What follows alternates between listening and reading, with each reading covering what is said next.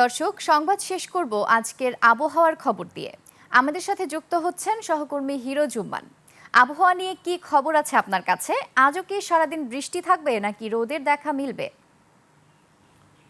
ধন্যবাদ নির্জনা। জানিয়ে রাখছি, আজ সকালে বৃষ্টিপাত দিয়ে শুরু হলেও দিনের শেষ দিক দিয়ে হয়তোবা বৃষ্টিপাত কমে যাবে, তবে রোদের দেখা আজ নাও মিলতে পারে। তবে আপনাকে কথা দিচ্ছি, এই সপ্তাহের মধ্যে অর্থাৎ সপ্তাহের শেষ দিকে বৃহস্পতিবারের দিকে রোদের দেখা মিলবে খুব শিগগিরই। মাঠের অলরাউন্ডার আমি, আর ঘরের allrounder Tylox. Tylox toilet cleaner, clean মানেই টাইলক্স। এছাড়া আপনাকে জানিয়ে রাখছি, মৌসুমি বায়ুটি যার প্রভাবে আমরা আবহাওয়ার মধ্যে কিছুটা পার্থক্য দেখতে পাচ্ছি।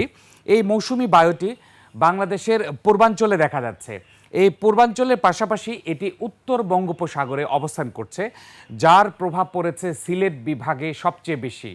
দর্শক, আপনাদেরকে জানিয়ে রাখি, এই সিলেট বিভাগের বেশ কিছু জায়গায় মাঝারি ধরনের ভারী থেকে ভারী বর্ষণ হতে পারে আজ সারাদিন ধরে, এবং আগামীকাল এবং বুধ থেকে বৃহস্পতিবারে কিছুটা কমে যেতে পারে। আমরা জানি আবহাওয়া অধিদপ্তরের তথ্য অনুযায়ী, আমরা বৃহস্পতিবার পর্যন্ত তথ্য পেয়েছি, সেই তথ্য অনুযায়ী এই সিলেট বিভাগের ভারী বর্ষণ কিছুটা কমে যাবে বৃহস্পতিবারে গিয়ে।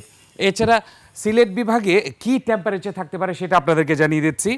এই সপ্তাহে সিলেট বিভাগে সর্বোচ্চ তাপমাত্রা থাকতে পারে 29 থেকে 30, সর্বনিম্ন তাপমাত্রা থাকতে পারে 23 থেকে 24। এছাড়া আমরা যদি বৃষ্টিপাতের কথা হিসাব করি, আজকেই প্রায় 30 মিলিমিটারের মতো বৃষ্টি হতে পারে। এক্ষেত্রে জানিয়ে রাখি, 25 মিলিমিটারে 1 ইঞ্চি, তাহলে 1 ইঞ্চির বেশি বৃষ্টি হতে পারে আজ সিলেট বিভাগে। আগামীকালও একই রকম চিত্র দেখা যাবে এবং এর আশপাশের এলাকাতেও এরকম প্রভাব থাকবে। এছাড়া সিলেটের পর আমরা দেখতে পাচ্ছি ময়মনসিংহ, ঢাকা, বরিশাল এবং চট্টগ্রামে কিছু কিছু জায়গায় হালকা থেকে মাঝারি ধরনের বৃষ্টিপাত হতে পারে। তবে রংপুর, রাজশাহী এবং খুলনার দু একটি জায়গায় হালকা থেকে মাঝারি ধরনের বৃষ্টিপাত হতে পারে। সর্বশেষ বলে দিচ্ছি, ঢাকা বিভাগে টেম্পারেচার এই সপ্তাহের শেষ দিকে কিছুটা অগ্রগতি হবে এবং উন্নতি হতে থাকবে। আগামী সপ্তাহে আমরা রৌদ্রতুল্য পরিবেশ দেখতে পাবো। তো এই ছিল আমার কাছে আবহাওয়ার সবশেষ তথ্য। হিরো জুম্মান, অসংখ্য ধন্যবাদ আপনাকে।